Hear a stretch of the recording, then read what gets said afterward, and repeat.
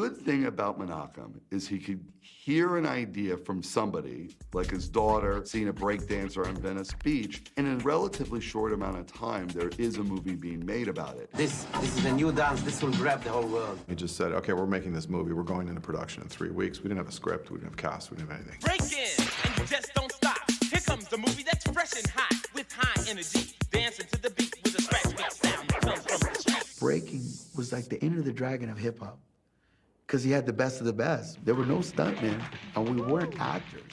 We were all green. They just said, put him on camera. Boogaloo Shrimp and Shabadoo. And I don't even know what their real names are. I played the leader, the straight guy. I was the Dean Martin role, and he was the funniest sidekick, Jerry Lewis. The way people perceive me in the neighborhood, or just around the world, they perceive me as some sort of urban superhero. We look up to him because a lot of what has been invented has come from him. Boogaloo Shrimp was a sensation. The whole place would just stop and just watch him. He would just start going and going and going, and it was like, I don't even know where he came up with that stuff. Lucinda Dickey was no more than a gymnast, but Menachem liked her.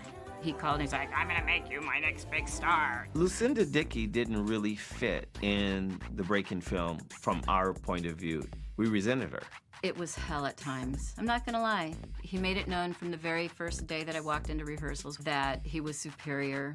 He couldn't do what I did, but it didn't matter because the movie wasn't about jazz dancing. It was about break dancing. Obviously, she was an outsider, but I believe when you see the movie today, this element works because that's how the story goes, that she's an outsider that has to be accepted in.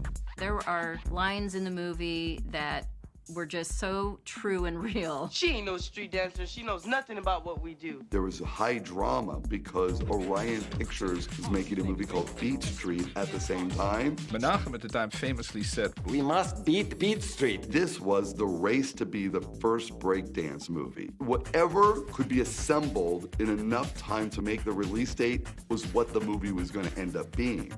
That movie had to make it in that year, 1984. It had to make it. If it didn't, we wouldn't know hip-hop as we know it today. The rest is history, because it became one of their most popular and highest-grossing films. It showed leadership, and it showed camaraderie between the different races. So it really did something the United Nations was unable to do so far, is bring nations together under one groove. Our movie did better numbers than Beat Street. This year, the big hit for Golan and Globus is Breakin'. It cost just over $1 million to make and has so far taken in more than $56 million. Unfortunately, it led to Menachem thinking, I figured it out. This story's through, but wait till part 2. Menachem comes in, he says, we're going to do a sequel. The name of the sequel is Electric Boogaloo. And so it was. We will do what Fred Astaire did. Shrimp, he will dance on the ceiling. And he got it.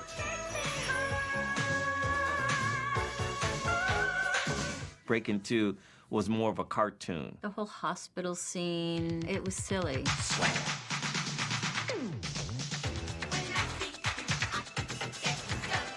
They missed the grittiness that the first one had.